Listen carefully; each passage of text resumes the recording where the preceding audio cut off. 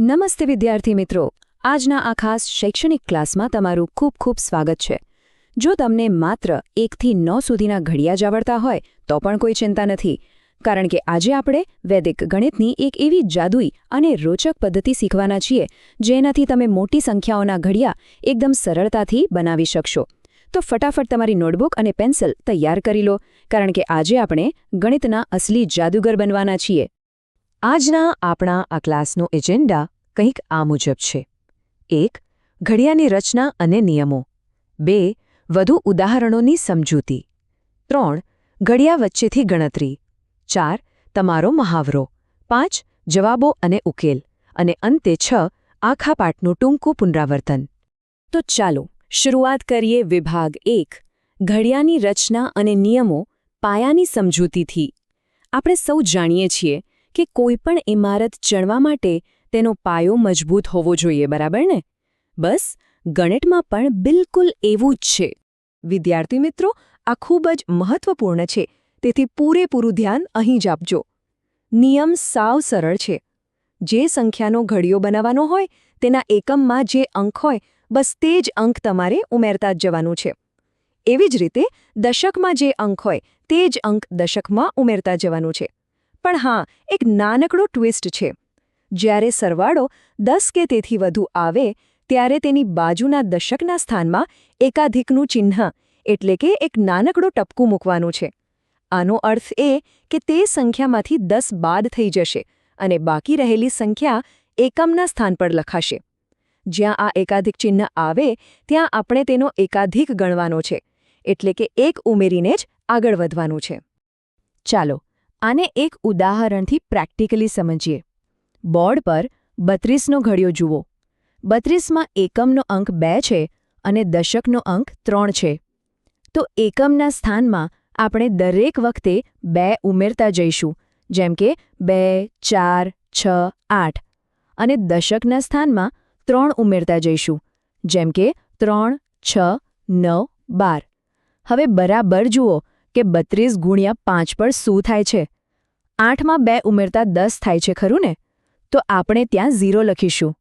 હવે દશકની સંખ્યા 12માં 3 ઉમેરતા 15 થાય છે, તો તેની ઉપર આપણે પેલું એકાધિક ચિહ્ન એટલે કે ટપકું મૂકીશું. આ ટપકાનો સીધો અર્થ છે 15 વત્તા 1 એટલે કે 16. તો આપણો જવાબ મળી ગયો 160. છે ને આ પદ્ધતિ એકદમ સરળ? ચાલો હવે આગળ વધીએ. વિભાગ 2, વધુ ઉદાહરણોની સ્ટેપ બાય સ્ટેપ સમજૂતી. પ્રેક્ટિસ. જો એકવાર તમને નિયમ બરાબર સમજાઈ જાય પછી પ્રેક્ટિસથી તમે ખૂબ જ ઝડપી ગણતરી કરી શકો છો. તો ચાલો થોડી મોટી સંખ્યાઓ લઈએ અને તેને પણ સ્ટેપ બાય સ્ટેપ સમજીએ. હવે આપણી સામે ઉદાહરણ 2 છે, 35નો ઘડિયો. આ ઘડિયામાં પણ આપણે બિલકુલ એ જ નિયમ લાગુ કરીશું. 35માં એકમનો અંક 5 છે અને દશકનો અંક 3 છે. હવે ધ્યાનથી સમજો. આપણે 4 સરળ પગલાં લેવાના છીએ. પગલું 1, એકમના અંકમાં 5 છે, તેથી આપણે દરેક વખતે એકમના અંકમાં 5 ઉમેરતા જ જઈશું. પગલું 2, જ્યાં 10 આવે ત્યારે તરત જ બાજુમાં દશકના સ્થાનમાં એકાધિકનું ચિહ્ન મૂકવું. પગલું 3, દશકના અંકમાં 3 છે, તેથી દરેક વખતે દશકના અંકમાં 3 ઉમેરતા જવાનું. અને છેલ્લે પગલું 4, જ્યાં પણ એકાધિકનું ચિહ્ન દેખાય ત્યાં તેનો એકાધિક લખવો અને ત્યારબાદ તેમાં 3 ઉમેરવા. દાખલા તરીકે જુઓ, 35 ગુણ્યા 2માં 5 વત્તા 5 બરાબર 10 થાય, તો આપણે 0 લખ્યો અને દશકમાં 6 પર ટપકું મૂક્યું એટલે તે 7 બની ગયો. તો થઈ ગયું ને 35 દુ 70. આ જ લોજિકથી ઉદાહરણ 3માં 44નો ઘડિયો અને ઉદાહરણ 4માં 51નો ઘડિયો દર્શાવેલ છે. 44માં આપણે 4 અને 4 ઉમેરવાના છે, જ્યારે 51ના ઘડિયામાં 1 અને 5 ઉમેરતા જવાનું છે. અહીં એક વસ્તુ ખાસ યાદ રાખજો વિદ્યાર્થી મિત્રો. જે સંખ્યાઓના અંકો 0 થી 5ની વચ્ચે આવતા હોય તેવી સંખ્યાઓના ઘડિયા આ પદ્ધતિથી એકદમ સરળતાથી રચી શકાય છે. 5થી મોટા અંકો માટે ઋણાંકનો પ્રયોગ થાય છે, જે આપણે આગળના ધોરણમાં ચોક્કસ શીખીશું. હવે જોઈએ વિભાગ 3, ઘડિયા વચ્ચેથી ગણતરીની રીત, સીધો ગુણાકાર. ઘણીવાર એવું બને કે આપણને આખા ઘડિયાની જરૂર જ ન હોય, પણ ઘડિયા વચ્ચેથી કોઈ સીધો ગુણાકાર કરવાનો હોય. તો શું એવા સમયે આપણે આખો ઘડિયો લખવા બેસીશું? ના, બિલકુલ નહીં. આપણે કોઈપણ ઘડિયાની વચ્ચેથી પણ સીધી ગણતરી કરી શકીએ છીએ. બોર્ડ પર જુઓ, ઉદાહરણ 4માં 34ને 3 વડે ગુણવાની રીત બતાવી છે. આ ખૂબ જ મહત્વપૂર્ણ છે કે તમે સમજો કે આ પદ્ધતિમાં વદ્દી કેવી રીતે કામ કરે છે. પગલું 1, સૌથી પહેલા એકમના અંક સાથે ગુણાકાર કરો. 4 ગુણ્યા 3 બરાબર 12, જેમાં 2 લખો અને 1 વદ્દી તરીકે ગણાશે. પગલું 2, હવે દશકના અંક સાથે ગુણાકાર કરો. 3 ગુણ્યા 3 બરાબર 9. અહીં પેલી 1 વદ્દી ઉમેરવાની છે. પગલું 3, 9 વત્તા 1 બરાબર 10. અને પગલું 4, આપણો અંતિમ ઉત્તર છે 102. જો તમે સ્લાઇડ પર જુઓ તો 9 અને 12ને અલગ દર્શાવ્યા છે અને પછી નીચે વદ્દી ઉમેરીને 102 જવાબ લાવવામાં આવ્યો છે. અને મજાની વાત તો એ છે કે આ જ પદ્ધતિ માત્ર 2 અંકની સંખ્યા માટે જ સીમિત નથી, પણ 3 કે 4 અંકની સંખ્યા માટે પણ એટલી જ સરસ રીતે કામ કરે છે. જુઓ ઉદાહરણ 5માં 241 ગુણ્યા 5નો જવાબ 1025 છે. ઉદાહરણ 6માં 324 ગુણ્યા 6 બરાબર 1944 થાય છે. અને ઉદાહરણ 7માં 1235 ગુણ્યા 7 કરતાં 8645 મળે છે. બસ દરેક અંકનો વારાફરતી ગુણાકાર કરતા જાઓ અને વદ્દીને આગળના અંકમાં ઉમેરતા જાઓ. સ્લાઇડમાં જે 83 લીટીઓ દર્શાવી છે તે આ જ પદ્ધતિ સમજાવવા માટે છે. ચાલો હવે આગળ વધીએ. વિભાગ 4, મહાવરો એટલે કે તમારી કસોટી. અત્યાર સુધી તમે જે કંઈ પણ શીખ્યા છો તેનો હવે પ્રેક્ટિકલ ઉપયોગ કરવાનો સમય આવી ગયો છે. હવે જાતે ગણતરી કરવાનો વારો તમારો છે. તો વિદ્યાર્થી મિત્રો, શું તમે બધા જાતે આ વૈદિક ગણિતના નિયમોનો ઉપયોગ કરીને ગણતરી કરવા માટે તૈયાર છો? મને પૂરો વિશ્વાસ છે કે તમે આ પડકારને ખૂબ જ સરળતાથી પાર કરી શકશો. તમારી સ્ક્રીન પર મહાવરાના 2 પ્રશ્નો દેખાઈ રહ્યા છે.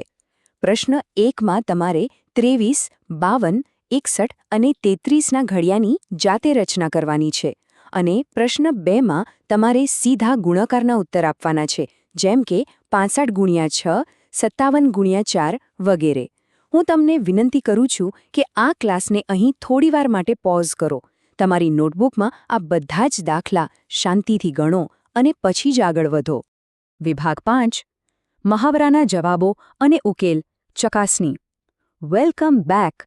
મને આશા છે કે તમે બધાએ ઈમાનદારીથી જાતે ગણતરી કરવાનો પ્રયત્ન જરૂર કર્યો હશે. તો ચાલો હવે ફટાફટ ચેક કરી લઈએ કે તમારા જવાબો કેટલા સાચા છે. બોર્ડ પર જુઓ, અહીં બધા જવાબો સ્પષ્ટ રીતે આપેલા છે. પહેલા પ્રશ્નમાં 23નો ઘડિયો જુઓ, એકમમાં 3 અને દશકમાં 2 ઉમેરાયા છે અને એકાધિકનો એકદમ યોગ્ય ઉપયોગ થયો છે. પ્રશ્ન 2માં 65 ગુણ્યા 6નો સાચો જવાબ 390 છે. 57 ગુણ્યા 4નો જવાબ 228 છે અને 835 ગુણ્યા 4નો જવાબ 3340 છે. તમારા બધા જવાબો આની સાથે સરખાવી જુઓ. જો કોઈ ભૂલ થઈ હોય તો જરાય મૂંઝાશો નહીં.